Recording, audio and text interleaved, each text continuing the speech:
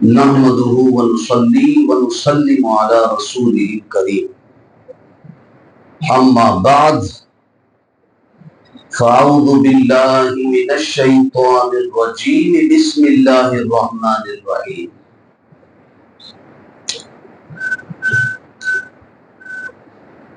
انا نحن نزلنا الذکر وانا له لحافظون صدق اللہ العظیم وبلغنا رسوله النبی الامین الکریم ونحن على ذلك من الشاہدین والشاکرین والحمد للہ رب العالمین۔ کوئی دنیا عطا میں نہیں ہمتا تیرا، ہو جو حاتم کو میسر یہ نظارہ تیرا۔ حاتم طائی کا نام سنے، سخاوت میں بہت مشہور تھا۔ اعلیٰ حضرت کے کلام سے پہلے کچھ تضمین کی جملے ہیں، اس کو سن لیجئے پھر اپنی بات شروع کروں۔ کوئی دنیا عطا میں نہیں ہمتا تیرا، یعنی آپ کی برابری میں دینے والا یا رسول اللہ کوئی ہے ہی نہیں۔ اب سمجھے، کوئی دنیا عطا میں نہیں ہمتا تیرا، ہو جو حاتم کو میسر یہ نظارہ تیرا۔ کبھی حاتم آپ کو بانٹتے ہوئے دیکھ لینا تو کیا ہوگا، ہو جو حاتم کو میسر یہ نظارہ تیرا، تو کیا کہہ اٹھے دیکھ کے بخشش میں یہ رتبہ تیرا۔ پھر اس کو بھی بولنا ہی پڑے گا کیا کہ واہ کیا جود و کرم ہے شہے بتا تیرا۔ اب انداز گفتگو سمجھے اس شعر کا۔ جب حاتم طائی بانٹتے بانٹتے بانٹتے اچانک حضور کو دیکھ لینا بانٹتے ہوئے، تو وہ تو دیکھتے ہی بولے گا بھائی میں تو کچھ بھی نہیں ہوں، کیوں؟ اس لیے کہ واہ کیا جود و کرم ہے شہے بتا تیرا، نہیں سنتا ہی نہیں مانگنے والا تیرا۔ یعنی ایسا کبھی ہوا ہی نہیں کہ کسی نے حضور سے کہا ہو اور حضور نے کہا کہ نہیں میں نہیں دیتا، نہیں سنتا، کبھی نہیں سنا ہی نہیں گیا اس بات۔ اور کیوں نہیں سنا گیا، نہیں کیوں نہیں سنا گیا، جملہ سمجھیں آپ۔ حضور کی بارگاہ میں نہیں کیوں نہیں سنا گیا، اس لیے کہ ہم بھکاری وہ کریم۔ بھئی حضور کو جو ہے نہیں کہتے ہوئے کسی نے سنا ہی نہیں، جو آتا چل بھائی ٹھیک ہے، چل بھائی لے لے، اچھا ٹھیک ہے لے لے، نہیں کا معاملہ ہی نہیں۔ کیوں نہیں معاملہ ہے؟ اعلیٰ حضرت فرماتے کہ ہم بھکاری وہ کریم اور ان کا خدا ان سے فضول۔ ہم بھکاری، یہ لیول دیکھیں، ہم بھکاری وہ کریم، ان کا خدا ان سے فضول، ان سے بڑھ کر، اور پھر اس کے اوپر اور نہ کہنا نہیں عادت رسول اللہ کی، اور نہ کہنا نہیں عادت رسول اللہ کی۔ یہ مختصر سے ایک شعر تھے، میں نے اپنی بات اعلیٰ حضرت کے کلام کے تضمین سے شروع کی، کیونکہ میرا ماننا یہ ہے کہ جس محفل میں میرے رضا کا ذکر نہ ہو اس محفل کو ہم اس کے معاملے میں ادھورا سمجھتے ہیں۔ سمجھ میں آئی بات؟ تو اعلیٰ حضرت جو ہے نا الحمدللہ اہل سنت والجماعت کے آئی کارڈ ہے، شناختی کارڈ ہے آج کے دور میں۔ بہرحال اللہ تعالیٰ قبول فرمائے۔ آپ لوگ بیٹھے بڑا اچھا سن رہے ہیں۔ قرآن پاک کی میں نے جو آیت کریمہ تلاوت کی اس کو ترجمہ بڑا مختصر ہے۔ اللہ پاک نے فرمایا انا ہم نے، نحنو اس میں بھی معنی ہم کا ہی آتا ہے، لیکن انا کے معنی بے شک ہم، اور نحنو معنی اس میں تاکید ہو گئی۔ انا نحنو ہم نے، نزلنا نازل کیا، ذکرہ یعنی قرآن کو، انا نحنو نزلنا ذکرہ یعنی قرآن مراد ہے اس سے۔ ہم نے قرآن کو اتارا، اسے نازل کیا، تو پھر یا اللہ کیا بات آگے فرمایا وَإِنَّا لَهُ لَحَافِظُونَ، ہم نے اتارا ہے تو ہم ہی اس کی حفاظت کریں گے۔ یہ تھوڑا مختصر سے ہم اس پر توجہ چاہیں گے۔ رات ہے شب قدر کی اور بات ہوگی جو اس رات میں اترا یعنی قرآن۔ ویسے تو یہ جو موقع ہوتا ہے نا شب قدر کا، میں ایک جملہ کہتے ہیں نا لگتا ہوا جملہ کہہ دوں یہ جو رات ہوتی شب قدر والی، خاص طور سے ختم قرآن جسے ہم کہتے ہیں، یہ ختم قرآن ایسا موقع ہوتا ہے کہ خود اس مسجد کا امام بیان نہیں کرتا ہے، عمومی طور سے سن لو۔ ہوتا کیا ہے جب ختم قرآن ہوتا ہے نا، ہم نے دیکھا ہے زمانے سے، اور مسجد کا تقریباً اکثر و بیشتر مساجد کا یہ حال ہے کہ اس رات اس مسجد میں رہنے والوں کی حوصلہ افزائی کے لیے کوئی محلے کا یا کوئی معتبر آدمی کھڑا ہوتا ہے جو ان کی خدمات کو بیان کرتا ہے، دوسرا کوئی بیان نہیں ہوتا۔ خدمات کو، کہ سال بھر کی ان کی خدمتیں ہیں، ان کو بیان کرتا ہے۔ حافظ قرآن کیسا پڑھا، کیسا آپ نے محسوس کیا، وہ اپنے تاثرات پیش کرتا ہے، اور وہ ڈیوٹی بھی مجھے ہی نبھانی پڑ رہی ہے۔ بولا چلو ٹھیک ہے بھائی، اللہ نے اس قابل اس کے کرم سے بنایا تو ڈیوٹی لے رہا ہے، لیکن کیا اپنی زبان سے اپنی تعریف کرنا منہ مٹھو والا بات ہے؟ کیونکہ تراویح تو میں نے ہی سنایا ہے نا، تو اب میں اپنی تعریف کروں کہ میں نے ایسا سنایا، آپ نے ایسا سنایا؟ تو ایک معتبر آدمی کھڑا ہوتا ہے اور صرف حفاظ کرام کی اور خدمت جو ہوئی مسجد کی سال بھر جو کرنے والے لوگ ہیں ان کے بارے میں کہا جاتا ہے، اور اس سے کیا ہوتا ہے؟ حوصلہ ملتا ہے۔ تو بہرحال چلیے میری زبان سے سن لیجئے۔ قرآن پاک نے فرمایا اِنَّا نَحْنُ نَزَّلْنَا الذِّكْرَ وَإِنَّا لَهُ لَحَافِظُونَ، ہم نے قرآن کو اتارا، ہم ہی اس کی حفاظت کریں گے۔ دنیا میں سب سے مشکل کام اگر میں آپ سے پوچھوں کیا ہے، تو شاید کوئی بتا سکے کہ دنیا کا سب سے مشکل کام قرآن کا سیکھنا اور سکھانا ہے۔ یہ نہیں کہ میری لائن ہے تو میں بول رہا ہوں، میں اس راہ کا مسافر ہو تو اس بات نہیں، میں بھی بات کروں گا، میں بغیر دلیل کے بات کرنا جانتا ہی نہیں اور کوشش بھی نہیں ہوتی میری۔ میرا دعویٰ یہ کہ دنیا کا سب سے مشکل کام قرآن کا سیکھنا اور توجہ سے بیٹھے آپ، جیسے آپ کی دلچسپی ہوگی ویسا بیان ہوگا، اس کے بعد سیدھا صلاۃ و سلام ہو جائے۔ دلچسپی جب تک ہوتی ہے نہیں کہ آپ کو لے کے بیٹھے رہوں گے۔ قرآن کا سیکھنا سکھانا سب سے مشکل کام ہے، اس کے بعد جتنے کام ہیں سب ہیں، سب بہت سے کام مشکلات۔ اب آپ کہیں گے بھائی جی کیسے مشکل کام ہے سب سے کم؟ دیکھو سنو، جتنا مشکل کام ہوتا ہے نا، آپ کو کیسے سمجھ میں آئے گا کہ یہ سب سے مشکل کام ہے؟ آپ نے تو دعویٰ کر لیا، تو میری بات سمجھیں آپ، جتنا مشکل کام ہوتا ہے نا اس پر انعامات بھی اتنے ہی زیادہ دیے جاتے ہیں۔ جو جس مقام کا جس لیول کا بندہ ہوتا ہے نا، اسی لیول کے بندے کو اللہ تعالیٰ اسی لیول کے حساب سے آزماتا ہے، پھر اس لیول کے حساب سے اگر وہ کامیاب ہو گیا تو انعامات بھی اس لیول کے حساب سے دیتا ہے۔ ہو گیا نا؟ جتنا مشکل کام اللہ اس کو انعام بھی اس پر اتنا زیادہ دیتا ہے۔ اب میرے نبی کی زبان سے یہ حدیث نکلی اور میری بات کی تائید ہو گئی، سمجھ لو۔ نبی نے فرمایا خیرکم من تعلم القرآن وعلمہ۔ اب زمانے سے پریشان ہوں گے اور کچھ لوگ سن کے پریشان ہو جاتے ہیں، دونوں کے لیے میری یہ بات ہے۔ کیا کہ یار پوری مخلوق میں doctor, engineer, philosopher, professor, lecturer, جو آپ کہہ لو، مخلوق ہے نا اتنی ساری۔ اچھا صرف مخلوق میں انسان نہیں، جنات بھی ہوتے ہیں۔ بھائی شارٹ یہ ہے کہ 18,000 مخلوق اللہ نے بنائے، کتنے؟ میں ڈائریکٹ بات کہہ دوں گا، ترجمہ آپ کے اوپر سے جائے گا اور وہ لطف بھی نہیں آئے گا جو حضور کہنا چاہ رہے ہیں۔ 18,000 مخلوق میں کبھی بیٹھ کے سوچا بھی ہے کہ کون سب سے بہتر ہے؟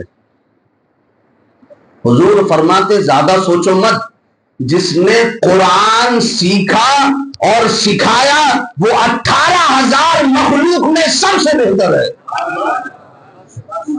بہت دبا دبا سبحان اللہ، کسی کا ڈر ہے کیا؟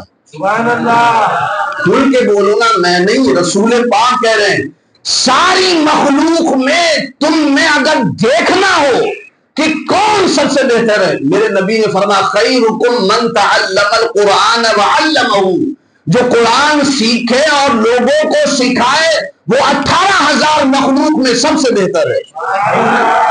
اب تم گھٹیا بنانے کی فکر میں لگے رہو تو اپنی عاقبت خود خراب کرتے ہو۔ جسے مصطفیٰ نے بہتر کہہ دیا ہو، تمہاری گھٹیا بنانے کی کوشش سے سامنے والا گھٹیا بن نہیں سکتا۔ خیرکم وہ بہتر ہے، حضور نے فرما دیا، بات ختم۔ ہمارے لیے یہ سرٹیفکیٹ کافی ہے، میرے نبی نے کہہ دیا کہ قرآن پڑھنے والا اور پڑھانے والا سب سے بہتر ہے۔ چلو یہ ہو گیا۔ آپ کہیں گے بھائی یہ تو حافظ قرآن بہتر ہوا یا پڑھنے پڑھانے والا، اس میں ہمارا کیا؟ میری بات سمجھ رہے نا بھائی؟ قرآن پڑھنے پڑھانے والا بہتر ہوا، ہم تو عوام ہیں، ہمارا کیا؟ تو آپ کو بھی نبی نے پیاسا نہیں چھوڑا ہے، آپ کو بھی پیاسا نہیں چھوڑا ہے۔ فرمایا یا تو عالم بنو، یا تو عالم بنو، نہیں بن سکتے، وقت نہیں ہے، کاروبار ہے، اولاد ہے، دنیا کا جمیلہ، ہر کوئی عالم کہاں بنے گا یار؟ 15 سال کہاں پڑھائی کرے گا یار؟ میں دادا بن گیا، میں کہاں سے عالم بنوں؟ میں تو باپ بن گیا، میں کہاں سے بنوں؟ اتنا ٹائم نہیں ہے۔ ٹھیک ہے، ٹائم نہیں نا، حضور نے فرمایا یا تو پھر متعلم بنو۔ متعلم بھی نہیں بن سکتے، کہا نہیں اتنا وقت نہیں ہے۔ حضور نے کہا اچھا چلو ایک کام کرو، مستمع بنو، کسی عالم کی بارگاہ میں اس کی بات سننے والا بن جاؤ، عالمن متعلمن او مستمعن، یا تو اس کا سننے والا بن جاؤ، مستمع بن جاؤ۔ کہا نہیں اتنا بھی وقت نہیں رہتا کہ امام صاحب کے پاس بیٹھ کے ٹائم دوں۔ ہاں جنازے کا معاملہ ہو تو میں ان کو یاد کرتا ہوں، گھر میں کوئی بچہ پیدا ہو تو نام لکھنے کے لیے یاد کرتا ہوں، گھر میں کوئی فاتحہ کرنا ہو تو یاد کرتا ہوں۔ باقی ٹائم کہاں ہے امام صاحب سے وقت ملنے کا یا عالم سے ملنے کا؟ چلو ٹھیک ہے، اتنا بھی ٹائم نہیں ہے، چلو ٹھیک ہے، جہاں رہتے ہو رہو۔ حضور نے فرمایا او محبن، ٹائم نہیں عالم بننے کا، متعلم بننے کا بھی ٹائم نہیں ہے، ٹھیک ہے، ان کی بارگاہ میں بیٹھ کے سننے کا بھی ٹائم نہیں ہے یا رسول اللہ، واقعی میں نہیں ہے۔ آپ نے فرمایا ٹھیک ہے، مایوس مت ہو، جہاں بھی رہو عالم کی محبت اپنے دل میں بسا کر رکھو۔ نہیں ٹائم ہے نا، ٹھیک ہے، کوئی بات نہیں، ضروری نہیں ہے، ٹھیک ہے، ہوتا ہے، لیکن جہاں بھی رہو نا اس سے محبت کرنے والا بن جاؤ۔ یا رسول اللہ ہوگا کیا؟ فرمایا او محبن، 4 چیز بنو، 5واں نہ بنو۔ یا رسول اللہ 5واں بنیں گے مطلب کہا محبت کا الٹا، یعنی نفرت کرنے والا نہ بنو۔ ہوگا کیا؟ فرمایا تم ہلاک اور برباد ہو جاؤ گے، کم از کم محبت کرنے والا بن جاؤ۔ سمجھ میں آئی بات؟ کہیں بھی رہو دل میں محبت رکھو۔ بھئی آپ کہیں گے ابھی بھی معاملہ حل نہیں ہوا، ہمارا فائدہ کیا ہوا؟ یا رسول اللہ محبت کرنے والا بن جائیں، ہمارا معاملہ، ہمیں فائدہ کیا ملے گا؟ اب حضور کیا فرماتے؟ فرماتے ایک حافظ قرآن کو قیامت کے دن لایا جائے گا اور اسے ایک نورانی تخت پر بٹھایا جائے گا، ٹھیک ہے، بیٹھ گیا وہ، ٹھیک ہے۔ کچھ والدین ایسے ہوں گے، ماں باپ، پیرنٹس ساتھ میں جوڑے، ان کے سر پر ایک نورانی تاج ہوگا اور وہ تاج اتنا چمک رہا ہوگا، خدا کی قسم۔ یہ بہقی نے، امام بہقی رحمت اللہ علیہ نے حدیث لائی، نقل کی ہے، آؤ میرے پاس، میں کبھی بھی دکھا دوں آپ کو، اپنے گھر سے نہیں کہہ رہا ہوں۔ تاج ہوگا ماں باپ کے، حافظ قرآن کے ماں باپ کے سر پہ اتنا چمک رہا ہوگا، اس کی چمک مشرق سے مغرب تک ہوگی۔ اور میدان محشر کے اندھیرے میں اتنی چمک تاج کی جب دیکھیں گے، لوگ پوچھیں گے بھائی یہ کون لوگ ہیں؟ تو ان سے کہا جائے گا یہ وہ لوگ ہیں جنہوں نے اپنے بچے کو حافظ قرآن بنایا۔ بناؤ اپنی اولادوں کو حافظ قرآن۔ میں سوچتا ہوں کہ جس کے ماں باپ پر اللہ کی کرم نوازیاں اتنی ہے، خود اس حافظ قرآن پر اللہ کی کرم نوازی کتنی ہوگی؟ ماں باپ کا ہی حال ہے۔ آپ کہیں گے ابھی بھی ہمارا مسئلہ حل نہیں ہوا، آ رہا ہوں آپ کی طرف ہی آ رہا ہوں، ابھی بھی آپ کا مسئلہ حل نہیں ہوا۔ ماں باپ کا ہو گیا، ان کو مل گئی، حافظ قرآن کو چلو بھائی ان کا بھی ہو گیا۔ اللہ فرمائے گا وہ حافظ قرآن یہ بحقی میں ہے، میں اپنے انداز میں اس کو سمجھا رہا ہوں۔ حافظ قرآن اپنے ماں باپ کو لے کر کدھر چل دیا؟ وہ کہہ گیا اللہ جنت میں، کہاں کہے تو اکیلے اکیلے جاتا ہے۔ بحقی میں امام بحقی شعب الایمان میں بھی روایت کرتے ہیں، وہ فرماتے اس حافظ قرآن سے کہا جائے گا 10 ایسے لوگوں کو ڈھونڈ، اور وہاں ڈھونڈنا ہی ہے، اربوں خربوں کا مجمع، اور اللہ کی رحمت ملانے والی ہے، ورنہ کہاں یار اپنی لاکھ میں کسی کو نہیں ڈھونڈ پاتے، اربوں خربوں کا مجمع میں کہاں ڈھونڈیں گے؟ ملانے والی ذات اللہ کی ہوگی، وہ تو کہا جا رہا ہے ڈھونڈ، ملانا میرا کام ہے۔ کہاں جا رہا ہے؟ اکیلے اکیلے جنت میں جا رہا ہوں، ماں باپ کو ساتھ لے کے نہیں، ابھی رک جا، ابھی مت جا، یا اللہ کب جاؤں؟ ڈھونڈ میدان محشر میں 10 ایسے لوگوں کو، خاص طور سے اپنے گھر کا ذکر ہے، پھر اللہ کی مرضی آگے جتنا چاہے، 10 ایسے لوگوں کو ڈھونڈ جن پر جہنم واجب ہو چکی ہوگی، لکھا گیا ہوگا کہ بھئی یہ جہنمی ہے، کنفرم ہے، بس اسے کوئی بچا نہیں سکتا، اس کے اعمال اس کو وہ واجب ہو چکی ہوگی، وجبت لہ النار، حدیث پاک کے الفاظ ہیں، اس پر جہنم واجب ہو چکی ہوگی۔ تو کہا 10 ایسے لوگوں کو ڈھونڈ جن کے لیے جہنم کا پروانہ لکھ گیا ہوگا، ان 10 کو لے اور سیدھا جنت میں جا، اکیلے نہیں۔ ہمیں کس کا دامن تھامنا ہے اور کس کا دامن تھام رہے؟ جن کے بارے میں صراحتاً حدیث میں موجود ہے کہ یہ تمہیں جنت میں لے کے جائیں گے، ان کی فکر ہی نہیں، ان کو صرف مرتے وقت یاد کیا جاتا ہے، یا بچہ پیدا ہو یاد کیا جاتا ہے، یا اپنے کام سے یاد کیا جاتا ہے۔ اس دن جو کام آئیں گے دنیا میں دوستی اس سے بناؤ، اس دن جو کام آ جائیں گے، میں عمومی بات کر رہا ہوں، جو وہاں کام آ جائیں۔ یہ تو شان ایک حافظ قرآن کی، ہو گیا مسئلہ حل۔ لیکن حافظ قرآن کے بارے میں جو کہا گیا نا، خیرکم من تعلم القرآن وعلمہ، شروع میں جو میں نے کہا تھا بڑا مشکل کام ہے، سب سے مشکل کام قرآن سننا اور سنانا، اور واقعی میں جو جتنا مشکل کام جس کو دیا جاتا ہے اس کی نوازشات بھی اس پر زیادہ اتنی ہوتی ہے۔ اب جیسے حضور سے زیادہ مشکلات میں کسی کو نہیں ڈالا گیا، کسی نبی کو، کسی انسان کو، کسی کو بھی سب سے زیادہ مشکل میں حضور کو ڈالا گیا۔ کیوں؟ اس لیے کہ حضور کو بہتر میں بہتر بنا کر دنیا کے سامنے پیش کرنا تھا۔ اسی لیے کسی نے کہا کوئی بہتر ہے تو بہتر سے بھی بہتر تم ہو، یا رسول اللہ کوئی بہتر ہے تو بہتر سے بھی بہتر تم ہو، سب سے اعلیٰ ہے تیری شان رسول عربی، بہتر بنانا تھا اس لیے مشکلات میں ڈالا۔ پتا چلا جو مشکلات کا سامنا کرتے ہوئے اللہ انعام دیتا ہے وہ بہتر سے بہتر ہوتا ہے۔ تو قرآن حافظ جو ہوتا ہے نا، اللہ نے اس کے سینے میں قرآن اندھیل دیا، یہ بھی مصطفیٰ کا کرم ہے، ورنہ یہ قرآن پاک فرمایا گیا کہ لو انزلنا هذا القرآن على جبل لرأيته خاشعا متصدعا من خشية اللہ، اگر قرآن قلب پاک مصطفیٰ پر نہ اترتے ہوئے پہاڑ پر اترتا نا تو پہاڑ اللہ کے کلام کی خشیت کی وجہ سے ریزہ ریزہ ہو جاتا۔ سوچئے اتنا جلال ہے اس کلام میں، یہ تو کرم ہے قلب پاک مصطفیٰ کا کہ حضور نے پہلے کلام پاک اپنے دل پر لیا، پھر اس کے بعد اس کو ٹھنڈا کیا، اس کو ٹھنڈا کیا، اور پھر اس ٹھنڈک کے صدقے میں آج ہر گلی میں حافظ قرآن نظر آتا ہے۔ اس لیے اللہ نے فرمایا ہم نے اتارا ہے، ہم اس کی حفاظت کریں گے، اور جس سے حفاظت کرائی جا رہی ان کا مقام کتنا بلند ہے وہ آپ نے دیکھ لیا۔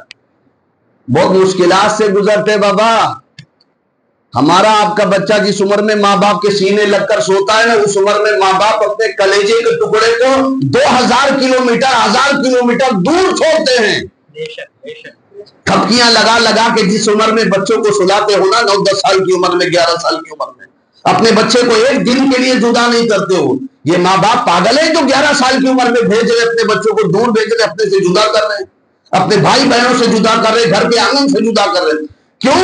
اس لیے کہ انہیں پتا ہے جب یہ لوٹے گا حافظ قرآن بن کر کے تو اللہ تعالیٰ اس کے ذریعے قیامت میں ہمارے سر پر ایک نورانی تاج رکھے گا۔ یہ مقام ہے، جس کا یہ مقام اتنا ہو، اسے آپ ٹکے ٹکے کا محتاج کرنے کی کوشش نہیں کرنا، ورنہ خود ٹکے ٹکے کا محتاج ہو گیا خدا کی قسم، جس کا اتنا بڑا مقام ہے، بہت بڑا مقام ہے، بہت مشکلات. ابھی کیا مشکلات مدرسے میں ہوتی مجھے یہاں نہیں کھولنا، بہت مشکلات کا سامنا کرنا پڑتا ہے. پھر یہی کیا مشکل کرنے کہ ماں باپ سے بچہ دور ہو رہا ہے. یار اس عمر میں، جس عمر میں آپ کا بچہ بھی موبائل بھی ہاتھ سے نہیں چھوڑتا ہے، آج کے زمانے میں کھلونا نہیں چھوڑتا، وہ بچے جاتے ہیں روکھی سوکھی کھا کے اپنا مدرسے میں گزارا کرتے پھر آتے. کیوں؟ قوم کے لیے، ماں باپ کے لیے، آپ کے لیے، تاکہ آپ کے مسلح پر ایک غازی ملے، ایک حافظ ملے، ایک عالم ملے، دین کا داعی ملے. وہ اس لیے مشکلات کا سامنا ہے تو مشکل پڑتی ہے. لیکن حافظ قرآن مسلح پہ کھڑا ہوتا ہے، وہ خشیت اللہ اکبر. میں خالی آپ کو ایک نظارہ، ایک امیجنگ کر کے سمجھانا چاہ رہا ہوں، میں اس کو کوئی بیان نہیں کر سکتا لفظوں میں. جب ایک حافظ قرآن مسلح پہ کھڑا ہوتا ہے نا، اس کی ذمہ داریاں بہت ہوتی ہیں. ایک تو دنیا کے جھمیلے اس کے الگ، وہ ٹینشن فکر، پھر دن بھر یاد کرنا 1.5 پارے کو، پھر کھڑے ہونا مسلح پہ تھوڑے دیر کے لیے. اور سنیں، مسلح پہ کھڑے ہونا، مسلح پہ کھڑے ہوا، اللہ اکبر، پھر اس کے بعد آیتوں کو پڑھنا، پھر دوسری رکعت میں، پہلی رکعت میں کہاں چھوڑا ہے وہاں سے پکڑنا. آپ ذرا، آپ کو جو سورہ یاد ہو نا، آپ کو تو 10-15 سورے، 10-15 آیتیں یاد رہتی ہے، تو کہیں کچھ ہو جاتا تو ارے بولے یار یہاں پہ ایسا ہو گیا. قرآن پاک میں ایک آیت، ایک جیسی کئی آیتیں ہوتی ہیں. 6666 آیتیں قرآن پاک میں. کتنی؟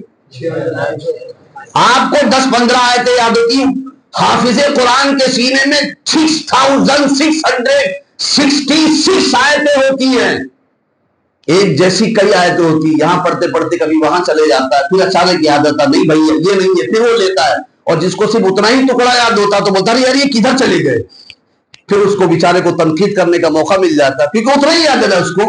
اب جیسے یا ایھا الذین آمنوا مثال کے طور پہ، یا ایھا الذین آمنوا قرآن پاک میں کئی جگہ ہے. اب یہاں پہ یا ایھا الذین آمنوا استعینوا بالصبر والصلاۃ ہے کہ یا ایھا الذین آمنوا کونوا مع الصادقین ہے. میری بات سمجھ رہے ہیں؟ تو کئی جیسی آیتیں ہوتا ہے. اس بات کو بھی ذہن میں رکھنا، پڑھنا، پھر تنقید کا سامنا کرنا. ارے یار آج غلطی آ گئی، ارے یار آج اتنی غلطی آ گئی، ارے میں یار یہ غلطی آئی نہیں ہے، یہ اللہ کی طرف سے کرائی گئی ہے. یہ دعویٰ ہے میرا نا. اب اس کو سنو، اچھے سے سمجھو. یہاں تو الحمدللہ ایسی کوئی بات نہیں، لیکن یہ چونکہ یوٹیوب پر ہے نا، اس لیے ایسے خبیث ذہن کے لوگ ہیں نا، وہ سن لیں. پیچھے نماز بھی پڑھیں گے، تنقید بھی کریں گے، ایسا غلطی آ گیا، ویسا غلطی آ گیا، یہ ہو گیا. ان لوگوں کے لیے میرا میسج ہے کہ یہ غلطی ہوئی نہیں ہے جان بوجھ کے، یہ سمجھ لو کرائی گئی ہے. غلطی کرنا اور ہے، غلطی ہو جانا اور ہے. یہ کرائی گئی کیسے؟ سن لو میری بات. اور جو لوگ اس کو عیب سمجھتے ہیں نا، سب سے پہلے دعوے کی دلیل میری سمجھو.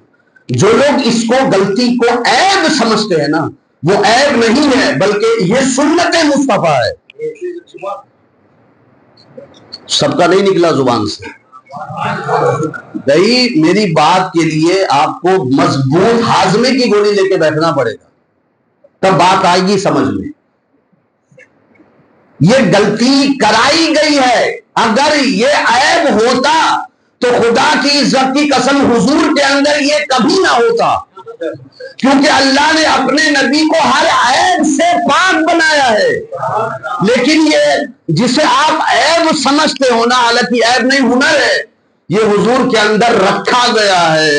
کیوں رکھا گیا ہے؟ تاکہ کبھی حضور سے یہ صادر ہو جائے تو تنقید کرنے والوں کی زبانیں گونگی ہو جائے. نہیں، جب نبی سے ہو سکتا ہے تو یہ تو امتی ہے. چلو دلیل کے طور پہ سورہ اعلیٰ پڑھتے ہو نا، سبح اسم ربک الاعلی الذی خلق فسوی. اس میں ایک آیت ہے سنقرئک فلا تنسیٰ. بھولنا عیب نہیں ہے، اگر عیب ہوتا تو حضور میں رکھا ہی نہیں جاتا. فلا تنسیٰ، اے حبیب ہم آپ کو ایسا پڑھا رہے ہیں یا ایسا پڑھا دیں گے، دونوں ترجمہ کرو آپ. ایسا پڑھا دیں گے، ایسا پڑھا، فلا تنسیٰ آپ کبھی بھولو گی نہیں.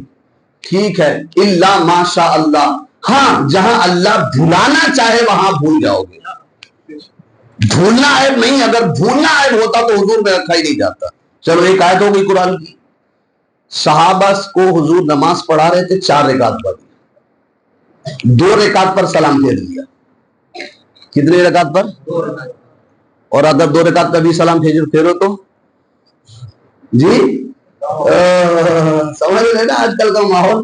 ہاں ارے باپ رے باپ, لگتا باپ میدان جہاد میں کافروں سے مقابلہ ہونے کو ابھی ہے. اتنا عیب سمجھ, ارے سجدے 100 بھی آ جائے اس میں بھی حالت. آج امام صاحب بازار میں گھوم رہے تھے اس لیے سجدے 100 ہوا, نماز میں بازار میں گھوم رہے تھے. نبی سے کیا کہو گے آپ؟ 4 رکعت کی بجائے 2 رکعت پڑھائی ہے. ہوش کے ناخن لینا انگلی اٹھانے سے پہلے, یہ کرایا گیا ہے تاکہ سنت مصطفیٰ بنے, عیب نہیں. خبردار انگلی اٹھانے سے پہلے سوچ لینا. 4 رکعت والی نماز تھی, حضور نے 2 رکعت نماز پڑھائی. 5 منٹ میں اپنی بات ختم کرتا ہوں. 2 رکعت نماز پڑھائی نا. اچھا صحابہ نے لقمہ بھی نہیں دیا بھئی, یہاں لقمہ ہوتا ہے نا, دیتے نا. ارے ہے صحابہ کا ادب ذرا دیکھیے. حضور نے 2 رکعت میں سلام پھیر دیا, سب خاموش ہو گئے, آہستہ سے بات کرنے لگے. حضور نے فرمایا کیا ہوا؟ کہا کہ ام نسیتا اقصرت الصلاۃ یا رسول اللہ صلی اللہ علیہ وسلم, یا رسول اللہ کیا کچھ ہلکی سی بھول چکی ہے؟ یا تو یہ ہوا ہوگا یا رسول اللہ اقصرت الصلاۃ, 4 کی جگہ اللہ نے 2 ہی رکعت فرض کر دی ہوگی. یہ نہیں کہہ رہے کہ آپ سے غلطی ہوئی ہے, کیونکہ صحابہ کا ایمان تھا. حضور اگر 4 کو 1 کہہ دے کہ خدا کی قسم وہ آج سے 1 رکعت ہوگی. حضور نے 2 پڑھایا, اس کا مطلب جبریل اترے ہوں گے. ادب تو دیکھیے ذرا, یہ نہیں کہ آپ سے غلطی ہو گئی اور ادھر شور ہونے لگا ادھر شور ہونے لگا. نہیں, ادب ذرا دیکھیے, اس کو ادب کہتے ہیں بڑوں کا. اقصرت الصلاۃ یا رسول اللہ صلی اللہ علیہ وسلم, کیا نماز 4 کی جگہ اللہ نے 2 کر دی ہے؟ یہ کتنا ادب تھا. آپ نے فرمایا نہیں 2 نہیں کی ہے, 4 ہی ہے. اچھا 2 ہوئی ہے کیا؟ 2 ہوئی ہے. کہا یا رسول اللہ 2 ہوئی ہے. تو پھر آپ نے فرمایا نسیت فذکرونی, اگر میں بھول جاؤں نا یار تو مجھے تم لوگ یاد دلا دیا کرو. اب حضور نے کہا اگر میں بھول جاؤں تو مجھے یاد دلا دیا کرو. جب حضور سے بھلایا گیا ہے اس کا مطلب یہ ہے کہ یہ عیب نہیں, ہنر ہے. اگر عیب ہوتا تو حضور میں یہ داخل ہی نہیں کیا جیسا جسے پاگل لوگ آبادی میں شور مچاتے. ارے یہ سجدے سے ہو گیا, ارے یہ غلطی آ گئی اتنی غلطی. ذرا تم یہاں سورہ فاتحہ اس مسلے پہ کھڑے ہو کے پڑھ کے دکھاؤ, کچنبا نکل جائے گا تمہارا. جتنے بھی تنقید کرنے والے لوگ ہیں نا, سورہ فاتحہ پہ سورہ فاتحہ پڑھ کے دکھا دو صرف مجھے. نہیں تمہارا کچو, یہ جو جگہ ہے نا یہ کیا ہے؟ چلو میں آج اس کو کھولتا ہوں, یہ کیا ہے. اتنا آسان نہیں ہے. ہم لوگ کو, مجھے 26واں سال ہے میرا, لیکن ایسا لگتا ہے کہ ابھی میں برابر سے یاد نہیں کر سکتا. میرے والد صاحب زندگی بھر پڑھا ہے قرآن, لیکن پھر بھی وہ کہتے تھے, ایسا لگتا تھا ابھی قرآن ختم ہو کے میرا پہلا دور چل رہا ہے. وہ کہتے تھے یہ جو محراب ہے نا یہ بہت روب کی جگہ ہے. پیچھے بہت آسان لگتا ہے نا کھڑے ہونا, یہاں کھڑے ہو کے دیکھو یہ ہے کیا. آج اس کو بتاتا ہوں یہ کیا ہے. اسے کہتے ہیں محراب. کیا کہتے ہیں؟ محراب کے لغوی معنی کیا ہے ذرا سمجھو آپ, پھر آپ کو سمجھ میں آ جائے گا کہ امام وہاں کرتا کیا ہے, کس دقت کا سامنا کرتا.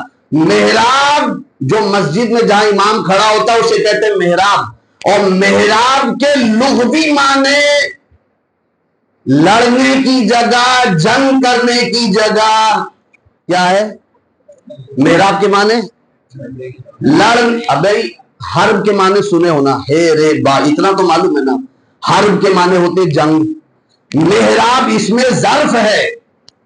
محراب کے معنی لڑنے کی جگہ, جیسے سجدہ آپ کو پتا ہے, ویسے مسجد اس میں ظرف ہے. سجدہ کرنے کی مسجد, سجدہ کرنے کی جگہ اس میں ظرف ہے. ویسے ہی حرب معنی لڑنا اور محراب معنی لڑنے کی جگہ. تو اب یہ محراب جسے لڑنے کی جگہ لغت میں کہا گیا. امام لڑتا کس سے ہے؟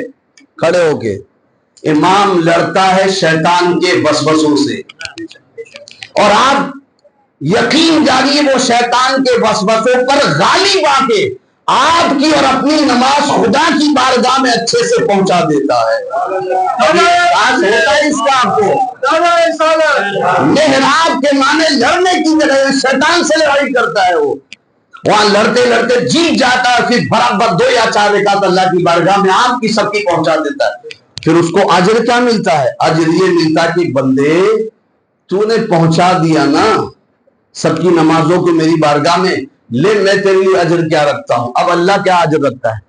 اللہ فرماتا ہے نبی کی زبان سے کہ جتنے لوگ پیچھے نماز پڑھتے ہیں دل میں کینہ رکھے بغیر، یہ بھی سن لو، ورنہ ان کی نماز نہیں ہوتی۔ میں بار بار بولتا ہوں، کسی بڑے مفتی عالم جس کو سمجھتے ہو ترم خان، اس سے پوچھ لینا امام کے لیے ایک ذرہ برابر بھی دل میں ذرہ برابر بھی کینہ آ گیا نا، اس کی نماز نہیں ہوتی ہے، نہیں ہوتی ہے، نہیں ہوتی ہے۔ اس سے بہتر ہے کہ وہ تنہا نماز پڑھے، جماعت سے نہ پڑھے۔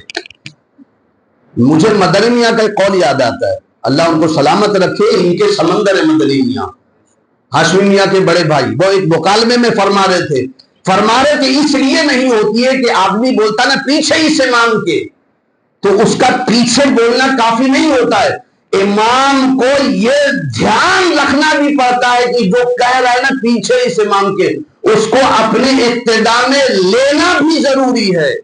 صرف کھڑے ہو جانا ہمارا ضروری نہیں ہے، وہ امام یہ عقیدہ بنا کہ جو پیچھے کھڑا ہے نا اس کو میں اپنی اقتداء میں لیتا ہوں، اگر وہ کہہ دے کہ میں نہیں لیتا ہوں تو اس کی نماز نہیں ہوگی۔ انہوں نے مسئلہ کھولا ہے اس بات، اس لیے اکیلے پڑھو بھیا، وہ زیادہ اچھا، کم از کم نماز تو بچی رہے گی۔ تو اب اللہ انعام کیا دیتا ہے کہ تو شیطان سے لڑائی کر کے سب کی نمازوں کو میرے حوالے کر رہا ہے نا، تو سن، جتنے پیچھے نماز پڑھ اہل دل میں بغیر قدورت رکھے، 100 ہو، 150، 300، 500، 1000، سب کے نمازوں کا اکیلے امام کو ثواب ملتا ہے، سب کے نماز، اور کسی کا ثواب کم بھی نہیں کیا جاتا ہے۔ یہ نہیں کہ پیچھے کھڑے ہو گیا ہمارا تو انڈیل کے امام صاحب کو دے دیے پھر ہم کا فائدہ کیا بیٹھ کے، نہیں، کسی کا، وہ اللہ ہے بھائی، ایک کو 10 کر دیا، 10 کو 1 کر دی، اس کی مرضی، یہ تو محبت والوں کے اوپر ہے نا۔ تو جتنے بھی پیچھے ہوں گے نا سب کا اکیلے کا ثواب امام کو اللہ دیتا ہے، وہ مقام ہے۔ تو یہ جو ہے نا اہلیان تنقید سے گزارش کروں گا ذرا سا اس پر ہوش کے ناخن لیں۔ یہ بڑی مبارک رات ہے، قرآن کے اترنے کی رات ہے، قرآن کا بھی ادب کریں، صاحب قرآن کا بھی ادب کرے، اور قاری قرآن کا بھی ادب کرے۔ اللہ تعالیٰ سب کا ادب کرنے کی توفیق عطا فرمائے۔ السلام علیکم ورحمۃ اللہ وبرکاتہ۔